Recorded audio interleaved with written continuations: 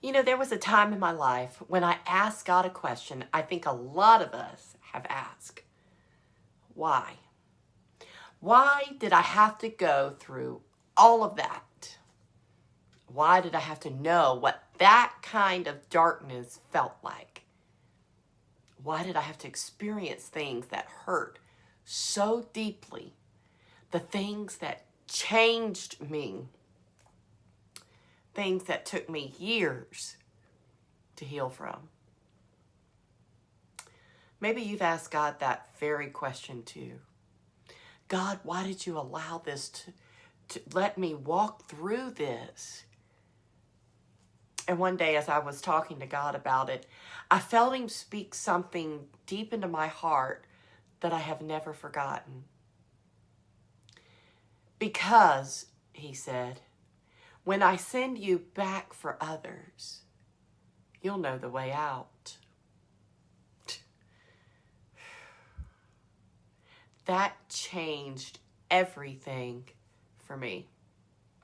Because I suddenly realized maybe the places I had survived weren't places that I needed to be ashamed of.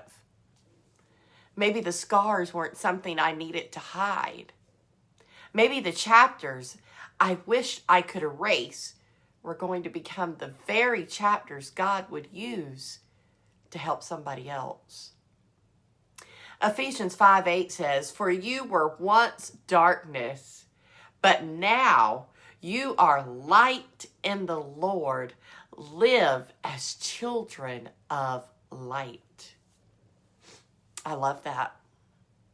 Because God didn't leave me where he found me.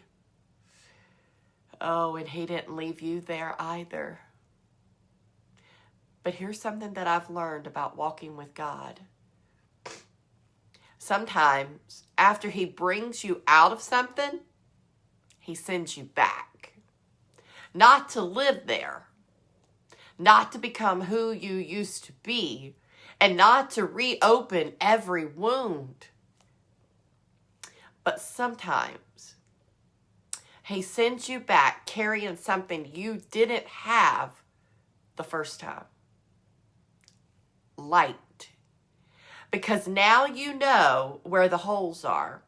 You know where people stumble. You know where fear likes to hide. You know that hopelessness sounds like at 2 o'clock in the morning. You know what it's like to smile in front of people while falling apart behind closed doors. You know what it feels like to wonder whether life is ever going to look different. But now you also know something else. You know the way out. You know there is another side. You know that healing is possible. You know that God can restore what looked completely destroyed. You know that the morning, it really does come. And somebody still standing in the darkness needs someone who can look at them and say, "Come with me. I've walked this road before." Oh, friend.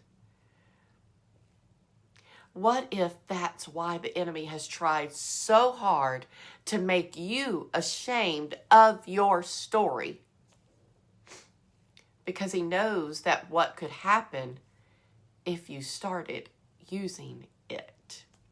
What if the thing that you've been trying to hide is the very testimony somebody else needs to hear? What if your scar becomes somebody else's survival guide? What if the darkest chapter of your life becomes a map to help somebody find their way home? Listen to me. You are not being sent back into the darkness because you belong there. You're being sent back because now you carry the light. Jesus brought you out. He healed places nobody else could see. He taught you things that you would have never learned standing in the sunshine. And now there may be somebody sitting exactly where you once sat. praying the same prayers you once prayed, crying the same tears that you once cried, wondering if anybody understands. And God says, I know somebody who's been there, somebody who remembers the road, somebody who knows where the turns are, somebody who knows where the exit is. You. So maybe today we stop asking only, God, why did I have to go through it? And we start asking, God, who can I help because I did?